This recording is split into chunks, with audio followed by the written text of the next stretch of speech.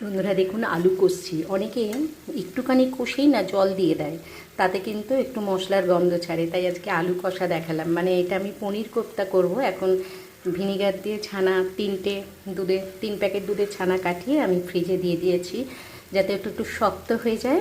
ভালো করে জল দিয়ে ধুয়ে একটা রুমাল বা এরকম কিছু পরিষ্কার কাপড়ে সুন্দর করে, রুমাল মানে সাদা কাপড় যেটা ব্যবহার হয়, সেটা খুব একটা ভালো হবে না।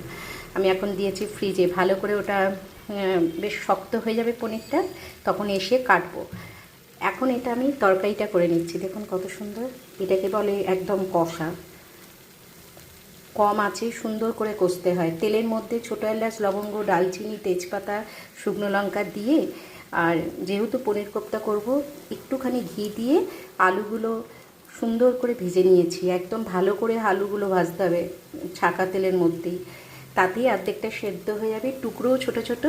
তারপরে মশলার মধ্যে ছিল আদা, জিরে, অল্প পেঁয়াজ, অল্প রসুন, এক টুকরো ধনে, কাঁচা লঙ্কা, টমেটো সুন্দর করে বেটে নিলাম। এবার আলুগুলো প্রথমে তুলে নিলাম। ভাজা হওয়ার পর তেলের মধ্যে সব কিছু দিয়ে সুন্দর করে কষতে কষতে আলুগুলোও দিয়ে দিলাম। আলুগুলোও সেদ্ধ হয়ে গেল। আর এইটাকেই কষা বলে। একদম ডিমে আছে লেগে যাবে, সুন্দর স্মেল আসবে, তখন এটা কষা হয়। একটু নেড়ে চেড়ে জল দিয়ে দিলে কিন্তু গন্ধ ছাড়ে।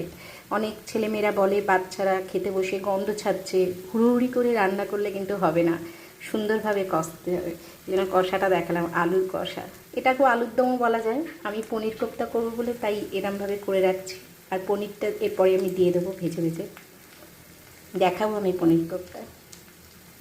কেমন লাগলো বন্ধুরা?